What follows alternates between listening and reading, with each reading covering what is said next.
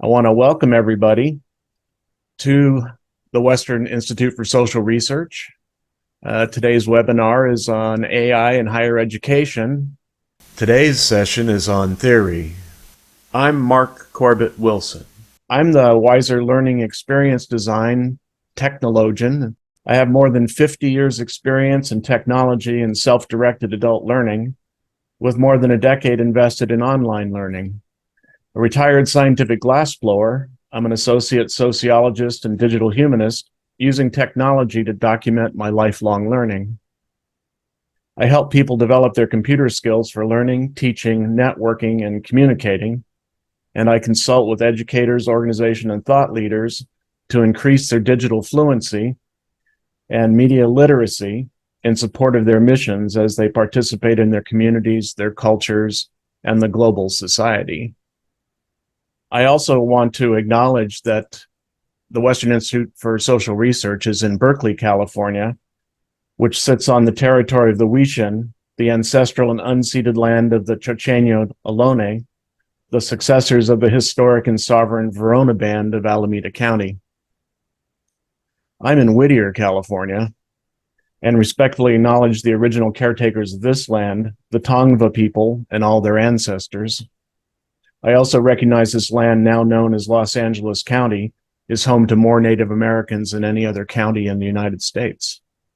I built a little website where all these resources are put. Today's slides are at this link. The website, which is a Google site, which is where all the resources are for this presentation. The recordings will be there once they're edited. And I also have an AI and HE resources list. I think it's about 300 resources on this list. You're welcome to follow along. A lot of people like to open the slides and follow along locally. I usually put a graphic of the internet in my presentations, but this is actually a visualization of a knowledge graph, which means that it's a limited amount of stuff in a graphic database. But I love the image. It's a beautiful image and more applicable to what we're talking about today, which is artificial intelligence. It's called artificial intelligence, although one of my favorite quotes is artificial intelligence is neither, which is a quote from a Microsoft researcher named Kate Crawford. I think it's on a slide coming up. The term was coined in the 50s and it's stuck, but it's not the best term. I use the term machine learning because it's more accurate, and it's how the large language models are constructed, which is how ChatGPT and Google Bard and Claude and Mistral and the other AIs that people are interacting with are made. And often they're advertised as containing all the knowledge in the world, things like that. But actually, they aren't even close. But they do have more inputs than we can imagine. They're in the billions, and I think they're approaching the trillions of inputs in their models. And so this is a better representation because the data set is bounded in these large language models or chatbots or whatever you want to call them. So there's a lot of text in this presentation. I'm not going to read it. You're welcome to read it. And again, that's why I shared the slides. And going forward, you can come back if there's anything you found interesting. Most of them have links to the sources. And this is just to start us off talking about complexity. This webinar is going to give context to machine learning and large language models. The more practical aspects and the demonstration of how they work, that's in 2 weeks. There's so much information, I split it in half. And so if you're here to figure out how to find out your students are cheating, this is not the place, Robert. And I will avoid that subject in the next webinar too, but I'll show you how the chatbots are used, and you can decide for yourself if having students use current technology is cheating, like when they stop using slide rules, stuff like that. Anyway, so this is a book that I'm enjoying, Complexity Theory in the Social Sciences. And this is just to kick us off, saying that this idea of complexity is from the 19th century explicitly, but began to be studied in the 1940s. So it arose or emerged, as the term used, along with computers and computing and computer science. So it's not a subset, it's not an offshoot, it is its own discipline now, alongside computing and other technologies. I love Wikipedia. Again, I don't think Wikipedia is cheating, as long as you source it, and its resources are also sourced, so you can follow along, and there's transparency in where the information comes from, which we'll touch on later.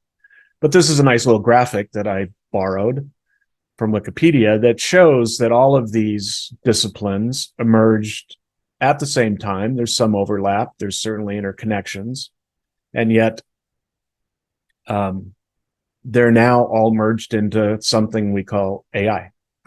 So that certainly reduces the complexity of the subject matter by giving it a 2-letter name. So large language models are complex adaptive systems. And these explicit terms emerged in the 60s and 70s. I was fortunate enough to study with Paolo Soleri, the futurist and architect, and was introduced to the concept of complexity in the 1970s before it became popular. It became very popular in the 90s, in my experience, and yet didn't really stick to higher education, in my experience. I don't see it referred to very often. To me, it's a key theory or science or discipline that should be incorporated across academia, certainly. The Defense Department certainly knows about it. So large language models are the chatbots. That's the term for them. And they are just algorithms developed using billions, if not trillions, of examples of text, taken mostly from the internet, but also from other databases. And here are some of the terms that are used to refer to large language models, machine learning, and artificial intelligence, depending on which term you want to use. They're open, which means they can be added to and taken from. They're emergent, which means you can't predict exactly the results you're going to get. They're so complicated, and they're able to statistically generate new combinations that you can't predict. And that is a form of emergence. Spontaneous is the fact that they do generate novel answers. They're certainly nonlinear. You don't add one word to another and then add another. That's not how they operate. They're more complex. Dynamic, ever-changing, self-organized, in the sense that given the rules that they're operating under, they reorganize and learn and reorganize and learn. That's why they're called learning machines. And they're adaptive in that they can discover new sources and they can generate new outputs and then incorporate them. So they definitely learn in a sense, but not in the way that we learn. The other concept I want to introduce is chaos theory. sort of emerged alongside of complexity theory. And I contrast them because complexity theory is sort of a top-down. You gather all this data, you give it algorithms, and you produce an output.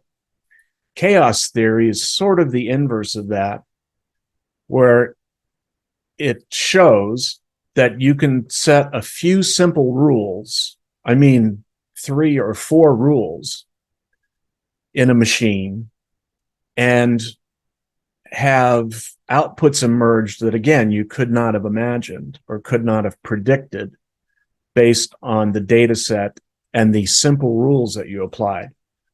There was a time in the 90s when chaos theory was attempted to be used to generate what was called living machines, or machine life, or digital life. And they found that they could generate some amazing results with just a few simple rules based on the biology of cell division. And yet, like many of these pathways that have emerged and diverged from the research, it was dropped. It really didn't go anywhere. So these are the two concepts that you can apply whenever you're using any of these new tools that are, it seems like there's one a day that pop up. And you can think, what is the data set and the algorithm presenting me from the top down? Or am I working with something where I can put a couple of things in and get a result, a novel or unique result, which is more of a chaotic or chaos result? Those are the two ways these technologies work. So you'll see in many of my slides, I have images, many generated using artificial intelligence, just in my playing with them, literally playing with them, or you could say studying the emerging field of artificial intelligence, or the updating field. So again, I'm not going to read the slides. You're welcome to read them. You're welcome to circle back. I did highlight what I thought was the key sentence. And one of the leaders in complexity theory is the Santa Fe Institute in Santa Fe, New Mexico, and have been for a long time. So you'll see several references to them in the slides. This is in reference to the fact that we build instruments to increase our awareness of the world beyond our biological senses. And both instruments and practices, so technology and theories, that succeed in discovering basic mechanisms despite the limitations of individual intelligence. So another term, or another way to define AI, is augmented intelligence. So you can use the same two letters, but imply that humans and machines can work together and discover things beyond the senses of the human. I took a course in mapping, or mapping technology, actually, this spring, and I was delighted to discover this map from our lifetimes, 1979. This is a map of the world, but centering the ocean. There's only one, even though we split it up and give it names. Just like everything in the world, we chop into little pieces and give names to, and then we think that that's reality. But in fact, there's one ocean. And this is a way to graphically represent that concept. At the very top of this image, you can see the west coast of North America. You can see Baja California and the Isthmus of Panama, I guess is the proper term. And I use this just to point out that when you change the way you look at the world, or how you look at the world, or the technology you use to look at the world, you can gain new insights, even novel insights. One of my favorite theorists these days is Ian McGilchrist, a Scottish physician, philosopher, neurobiologist, definitely a very educated man who has been studying neurobiology because he's interested in the ways humans think and how that is affected by the bicameral brain that we have. And the text I highlighted here is, for reasons of survival, we need one hemisphere to pay attention to detail, to grab hold of things we need, while the other keeps an eye out for everything else, the larger picture. The result is that one hemisphere is good at utilizing the world, the other better at understanding it. And Dr. McGilchrist has a critique of Western culture, using the idea that we have gone a bit too far with the scientific method, the chopping everything up into little pieces, giving it names, sorting it into silos. And we need to learn to think more holistically, or look at the bigger picture using the other side of our brain, to move back to a more balanced position. I was quite surprised to find out that one of my favorite authors, Cormac McCarthy, spent a couple of decades at the Santa Fe Institute. Who knew? I've been reading his books because he writes about the American Southwest, where one half of my family's from. And I love the image. Now, this is not artificially generated. This is a painting. And this text refers to the different ways the mind works, and points out that the unconscious may predate language, probably predates language. Nobody knows. And in McCarthy's view, the unconscious is a biological system before it is anything else. To put it as pithily as possible and as accurately, the unconscious is a machine for operating an animal. And in this story, on this page that he tells, the unconscious is obviously aware of words, because when we dream, we certainly dream about things that we've read and seen, and yet the unconscious typically communicates in images or mythology. And so it's very interesting that, and this is to McCarthy's view, points out that the subconscious or the unconscious probably predates language and has learned how to use it, but yet prefers to communicate with us, or we're communicating with ourselves, obviously. Although when you take it to the cultural level, the culture of myth works more in imagery than in facts and language. Now, here is way too much text. I did this as a project in taking a transcript from a YouTube video and cleaning up the transcript and making it align with the spoken word. This is from a presentation last year by Dr. McGilchrist. And I have to turn off this little Zoom thing to see that it was at the Artificial Intelligence World Summit in Amsterdam. And again, this is more to come back and look at later. But Dr. McGilchrist surveys Western culture, dating from the Renaissance, and how we have used science to slice and dice the world, and have gotten a little carried away with the grasping part and have minimized the more holistic, some would say spiritual approach. And so again, I leave this here for you to see later. This is a picture of a 18th century, if I remember correctly, automaton who actually writes. You can actually program it with letters, and the gears turn and it actually can write. So people have been thinking about automation and language and thinking and consciousness for a long time, obviously.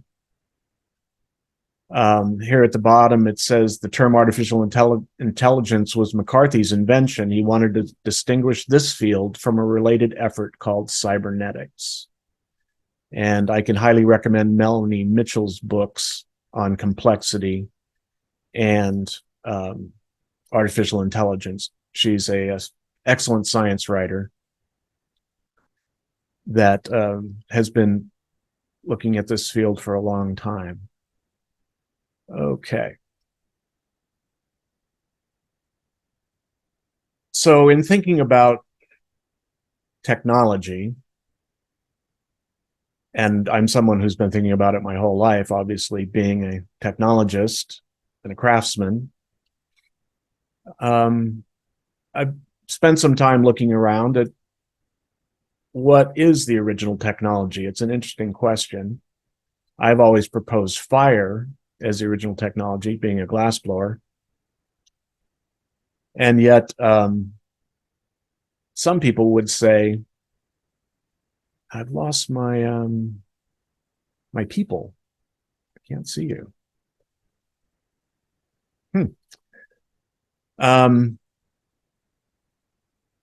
Some people would say that language is the original technology. That's what Daniel Everett proposes in his Language, the Cultural Tool. And I love this quote. In the beginning was the Word, from the Bible, obviously. And Dan Everett's response, no, it wasn't. So looking back on the idea of the unconscious and the preconscious and the subconscious, and how animals, and we are animals, of course, have dealt with the world before language. We obviously got along without language, and then somewhere language appeared and was so useful that we continue to teach it to each other. And that has led us, of course, to this now using computers to process our language. Marvin Minsky was at that 1956 conference, I believe, and ran the lab at MIT for decades. And I love this image. I don't know who Anat Zologowski is, but I love this idea of a network of both conscious and unconscious images. And here's another excellent quote: technology is anything that wasn't around when you were born. And I love that. Alan Kay, another computer scientist out of California, Stanford Research Institute, I believe. Here's another artificial intelligence generated image, not mine, but I just love the image. It's beautiful. And a quote from Doug Adams, Hitchhiker's Guide to the Galaxy, that explains how people view technology. And I certainly think of this whenever I'm out about in the world and I see a 2-year-old with a cell phone working away at it, watching videos and playing games and doing other things. So everything is already in the world when you're born is just normal. It's not technology. Anything that gets invented between then and before you turn 30 is incredibly exciting and creative, and with any luck, you can make a career out of it. That was my approach to computers, personal computers. And then anything that gets invented after you're 30 is against the natural order of things and the beginning of the end of civilization as we know it, until it's been around for about 10 years, and then it turns out to be all right, really. I think that's an excellent description of how we relate to technology. Another screen with too much text. But the salient part is all teachers use technologies, and technologies mediate all formal education, starting with the Gutenberg Revolution and the printing press. More generally, all technologies teach, and that's what you learn as you interact, whether they're digital technologies or physical technologies, that you have to interact with it and learn how it works. And so in a sense, it teaches you. The cognitive effect of technologies are most obvious in tools like language, art, theory, or pedagogy, but all inventions participate in our cognitive from doors to laws. As McLuhan puts it, each of man's artifacts is in fact a kind of word, a metaphor that translates experience from one form to another, which I think very much explains this process we're going through, learning how to use digital technologies and now artificial intelligence or machine learning. There was a famous paper that came out, and I don't have the date on here. A couple of Google's ethics researchers published a paper on the possible negative effects of artificial intelligence research, and then got fired. So that was in the news. Time flies, probably 4 years ago now. But according to their paper, a language model is a system for haphazardly stitching together sequences of linguistic forms that is observed in its vast training data according to probabilistic information about how they combine without any reference to meaning. A stochastic parrot. And this is a term that's been used ever since this paper was published to describe the output from these chatbots. They use algorithms and predictive statistics on what the next word should be in a sentence, and based on rules of grammar they've been programmed with. But the fact is, they don't understand what they're saying. And here's another graphic to me that just stands for all the other graphics out there that try to convince us that artificial intelligence is thinking. And you'll notice that the only human-like image I've included so far is a 18th century machine, automaton. And otherwise, I use images of networks to describe machine learning and artificial intelligence. But the corporate message, and they all are owned by corporations so far, is that these are thinking machines and they're acting like humans. And I have another video about an automaton, but it's 4 minutes long. And last time I played it, I felt like people were getting anxious. And so again, I included it in the slide set. So here's that quote I mentioned earlier: AI is neither artificial nor intelligent, by Kate Crawford. And I haven't read Atlas of AI, but it is the go-to text, since Dr. Crawford works both for Microsoft and teaches at USC and NYU and in France. She gets around. She argues that far from being something abstract and objective, AI is both material and intrinsically linked to power structures. And so that's her interest, is how AI is offered to us and how it is applied to us. And this is something that we all need to think about, whether we're interested in using AI or not. It's being used on us. So I include this. I love this image of nested dolls. I can't remember. And if I could remember, I couldn't pronounce the Russian word for nested dolls. This is a Star Wars set, which I thought was appropriate. But again, here's a slide that I'm not going to read that just runs through some definitions of these different AIs or machine-based systems that can generate outputs such as predictions, recommendations, or decisions influencing real or virtual environments, according to the National Institute for Standards and Technology. I forget, NIST, the federal government. And there's a quote from the EU. And these different types of machine learning or large language models or neural networks are somewhat nested, not exactly. And they're just different approaches to developing machine learning. Some of them claim to be based on the way the brain works, but of course they're just digital approximations and then turned into statistical models. So you can decide whether your brain works that way or not. I love this picture of this parrot. This is how I feel when I'm using AI. The stochastic parrot is a large language model that's good at generating convincing language. Stochastic means random and involving chance or probability. If you've used AI to generate answers for questions, you know that sometimes it goes off on tangents that are not true or rational or even understandable. Well, they're kind of understandable because of the grammar involved. They can be quite convincing and at the same time completely wrong. The predictions made by a learning machine are essentially repeating back the contents of the data with some added noise or stochasticity caused by the limitations of the model. The machine learning algorithm does not understand the problem it has learned. It can't know when it's repeating something incorrectly, out of context, or socially inappropriate. And I've been collecting some chat responses to illustrate that for myself.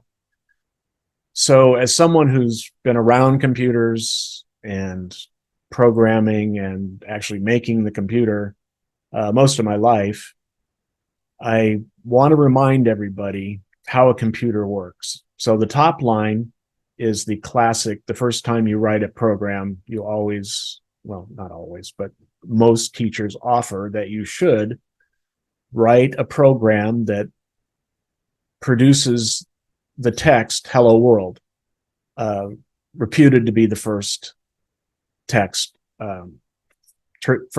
message sent between two computers.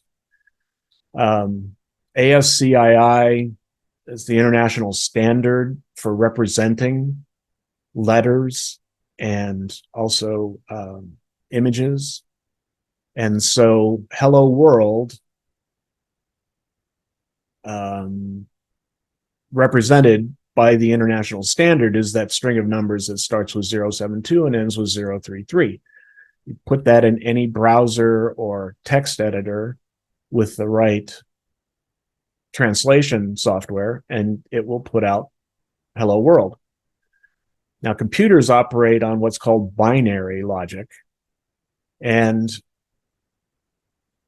for some reason, this basic fact doesn't seem to be widely available to people that use computers and tablets and phones and all the other digital technologies that surround us, is they just operate on switches, which are built into the computer chips, and they're either on or off.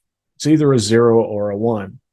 And so to represent the two words "Hello World" and an exclamation point takes that many bits of information. Each 0 or 1 is a bit, and they're usually paired together, as you can see, and those are bytes. And we talk about bytes, we talk about terabytes now, gigabytes. And this is what we're referring to. We're referring to how many two number pairs can be stored in the memory of a gigabyte. And it's a lot. So I just want to remind us that anybody that's telling you that your machine is thinking is either unaware of how the machine works or trying to trick you or trying to sell you something is usually what is happening. Before we started the webinar, we were chatting a bit about the earlier computer users, and especially, the Department of Defense, who helped invent the internet. And I always like to remind people that there was a time when especially in all the historical references in the 40s and the 50s and into the 1960s, this is what computer users saw. They had a cathode ray tube, a big giant tube for a screen. Actually, they weren't that big. A tube for a screen. They were big for tubes, I guess is the way I'm phrasing it. When you compare a computer screen to a vacuum tube, which is the technology it's based on. And this is what computer programmers first started with. The binary mathematics of getting the machine to calculate what you wanted it to. And this is what they saw until the 1960s, when the graphic user interface was developed in California. So now, of course, we have graphics, and we have user interfaces of all kinds and applications of all kinds and software of all kinds. And so now it's become very easy for us to ask a question of a machine, which I love this graphic because it reminds us that it's just a parrot. It's just generating text based on the data that it has available to it. And then it gives us an answer in text. And going forward, I think we're going to be more concerned with the database and the knowledge base that the learning machine was trained on in trying to make sure that it's aligned, is the term that's in use. It's aligned with our objectives and our ethics. Here's just a graphical representation of how a knowledge management system organizes data about us. You can see at the bottom is the user, but then there's the user's information, personal information is added into the system's information. And of course, the contact information is again linked to the user. And so this is how Amazon, for instance, is so good at offering us stuff to buy because it has all this information and knows how to combine it for us. I found IBM, which is a company you don't hear much about anymore, but it used to be a very important company in computers. They still are in business. Mostly they just work with supercomputers, very large computers, so we don't hear about them very much. They sold off their consumer division to China a couple decades ago, and it's called Lenovo. I have one of their machines, and I've had it for almost a decade, and it works fine. So I have nothing bad to say about Chinese computers. Now this image of the inputs, weights, net input function, and activation function, it's a schematic from 1958. So again, from the dawn of artificial intelligence, they had figured out how to take inputs, add statistical models to them, add functions on how those models should combine and uncombine, dispose of certain information, keep other information, and generate new information and incorporate that, and then put it out as language, something we can understand.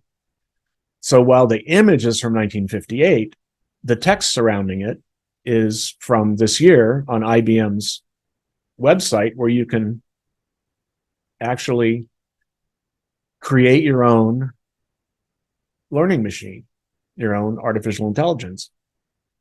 And it uses, I was pleased to see that it uses, should we go surfing, as the input question, the example question. And you can see on the left, you just answer a few questions. So again, here's back to that chaos theory, where just a couple of inputs can convince the model, constrict and convince the model to put out an answer that you can recognize. And so it assumes, so the inputs have assumptions, and there you can see the weights are mathematical, 1 through 5. And then the net input function, you can see that there are some assumptions, threshold value of 3. And then you put all of that into the formula and you get the output. There's the formula. And the output is 9. So again, there's no thinking involved here. There's no language involved. It's just a algorithmic processing of input. And then the machine is prompted, instead of saying hello world, it's prompted to say 9 is greater than 0, so surf's up. And so in your app on your phone, if it was a surfing app, you would input answer a couple of questions, hit the button. It would probably geolocate you, and it would tell you where to go surfing. So this is where we're at with artificial intelligence. Here's the graphic that I prefer. It's simple enough to be understandable and yet complex enough to convey that there's a lot going on. So here's an expanded version. Now, as far as inputs,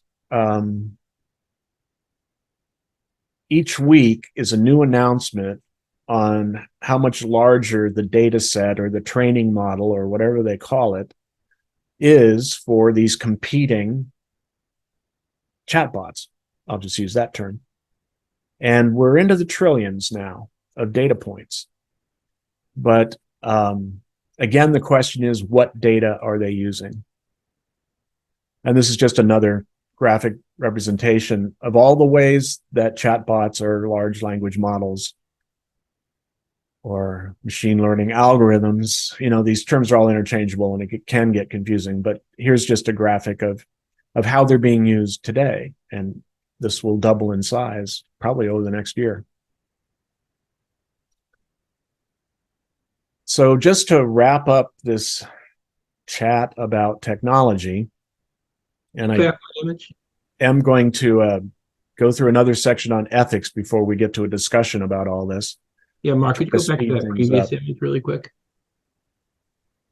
Robert, is that you? Yeah. What did you say? Could you go back to that previous image? Can I go back to the previous image? That is always a challenge. Oh, sorry. No, it's okay. At least for me, I've never figured out how to go backwards in presentation. Oh. Okay. It always just, presentation is just in one direction. Oh. So where were we? The one before the tree. That one. And so that's what's that again? This is just a concept map of how machine learning algorithms or chatbots, whatever you want to call it, artificial intelligence, is currently being used.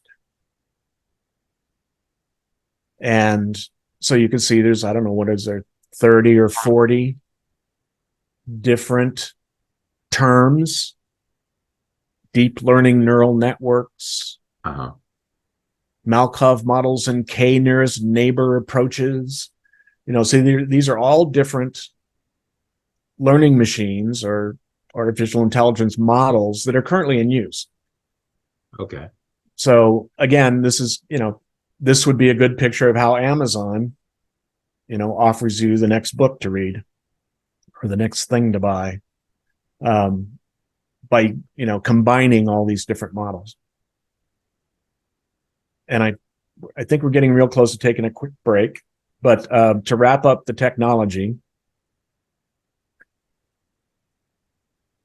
this is again from Learning Technology and Technique, John Drawn. I used some of his text before.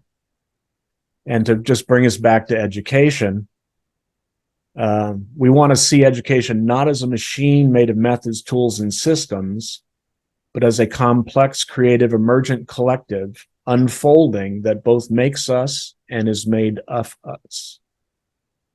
And the image is an image I'm working on of how AI learning machines show us a beautiful image, in this case of a tree and people having a picnic, and yet we need to be aware of how that image is being generated, that image or the text or whatever it is that's being generated, that there's a lot below the surface. And so this is just a little image that I've been developing that I like, just to remind me, if no one else. Okay, so let's take just a couple of minutes. I'm going to go reheat my coffee and bio break, whatever you want to call it. And I will be back in 2 minutes talking about digital ethics, which I think is the most important topic for educators currently. So I'll be right back.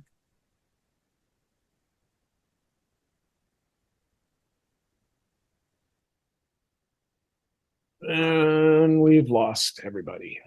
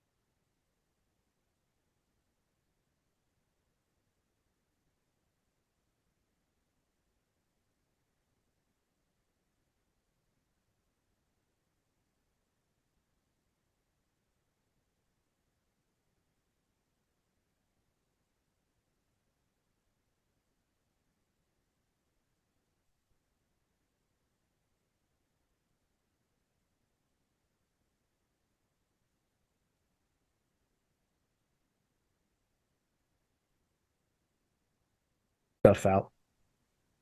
So now we're back on. And you can see my screen. Imagery, I like the imagery of the mycelial network underneath the tree that you had, the notion that underneath it all. And there's even some thoughts that there's a sort of a mycelial network throughout the structure of reality itself that we need to be aware of. Are you familiar with what's his name? Stephen Wolfram and the idea of the Rhulead? Yes. I've just started looking into that. Yeah, it's a deep rabbit hole you can go into. Yes.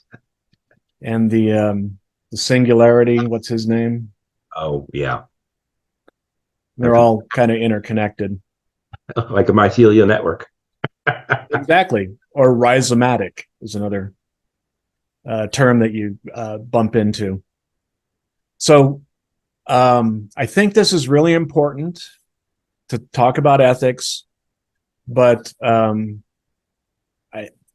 just going to go through these slides quickly so that we can then discuss artificial intelligence, complexity, and higher education, which is the point of this. I see we've lost some people. I understand that most people are not interested in the ideas and history behind things as much as I am, but that's what the next webinar is about. It'll be a much more practical approach.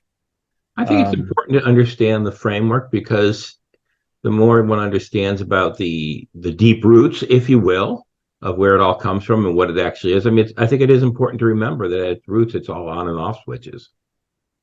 Yeah, that I agree, obviously, and that's why I put this together. But based on my experience, we're a minority. Let's just say that and move on. So here's a dignitarian approach to ethics, which I quite like,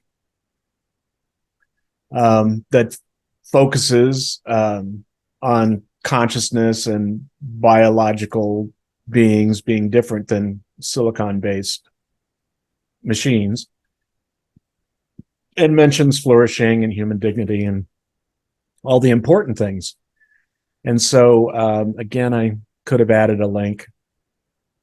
And the nice thing about having the slides as Google Slides is when I update the slide, then you get the updated version, which is not the case in SlideShare and other programs where you upload them and that's it, they're dead. So University of California, so since I'm in California, I'm sticking closer to home and just showing that the University of California is concerned with artificial intelligence and ethics and all of that. Their report is from 2021, and you can find it online. There's even a link there. UC Berkeley, which is the anchor institution in the East Bay, where Robert teaches, is also concerned with the appropriate use of ChatGPT and similar AI tools. And I'll drop the link to this web page at the bottom so that you can go and click on all these other links. Yeah, they're not live in this slide. And I had the good fortune of participating in a massive open online course, although it wasn't that massive, by one of the two inventors of the massive open online course, a friend of mine, Stephen Downes, in Canada. He lives outside of Toronto, so he's in Ontario, Canada. And he's a researcher for the federal government of Canada. I can never quite figure out exactly what it is he does. He's got one of those great jobs where he does whatever he wants, but he has to write reports about it and submit it. And he does have managers. But this instance, he took his own software that he uses to collect information and organize information. And it's sort of a Swiss Army knife that he's been developing for 20 years. That's all custom. He's written it. So it's both annoyingly iconoclastic and yet very useful software, called Grasshopper. And one of its major purposes is to collect RSS feeds, which is how you see newsletters and get updates from newsletters and magazines online. One of the ways is through RSS feeds. It's kind of been taken over by email notifications, but that's a different discussion. But anyway, Stephen ran this course on ethics, analytics, and the duty of care 2 years ago now. And he structured it so that you could take the course completely anonymously. So you didn't have to sign up for anything. And it's all online. There's the link, which I guess you can see the link. It's very short and simple. ethics.mooc.ca/feed. And the entire course is there, and you can just take the course. You don't have to ask his permission. You don't have to sign up for anything. It's just there. When the course was live, you had the option of giving him your email and getting the weekly notifications and Zoom links and all that. And all that's collected in the course here. And we had quite lively discussion of ethics and artificial intelligence and the duty of care, which is a concept that Mahabali and Autumn Keynes and they're the two that I'm aware of, that I know personally, that are promoting this idea of duty of care, especially with online courses. And they were working on this concept before COVID. And of course, they've done a lot more to develop their ideas during the pandemic, and now that we've all moved online. So that's still available. You can work through that if you'd like, and there are hours of recordings of discussions available. And then another idea that I've bumped into from the North Carolina Agricultural and Technical State University, which I wasn't aware of for sure, using AI with a cognitive apprenticeship theory. And so it's another adult self-directed learning orientation where you can partner with a learning machine to organize and document your learning. And here's a little robot that I found at Midjourney. Somebody was developing a whole bunch of these, and this is the one that I particularly liked. And so I borrowed it. And I guess I should have got their name, but then it was some made up name anyway. So I just like how happy this little robot is in So 3 dimensions. Is that an NFT? No, it's a machine generated image. Oh, okay. And then here's the one I've been working on. The attack of stochastic parrots. Because all of these concepts and technologies can both be used by us and can be used on us. And so I made this little image just to remind myself that surveillance capitalism, as Shoshana Zuboff, I'm not sure I'm remembering her name correctly, a Harvard academic, has pointed out that how capitalism has changed and how now we are the raw material as opposed to the stuff that comes out of mines. And so I've been playing with this image. Some of these image generators have a very difficult time. Like you'll see in the top center, there's a wing that's kind of unclear, kind of comes from a bird, but not really sure. And some of the most obvious things edited out. And then I edited in my my dinosaur parrot heads that I generated. So anyway, just an image I'm playing with. I just include this. I'm sure this has been updated since I grabbed it.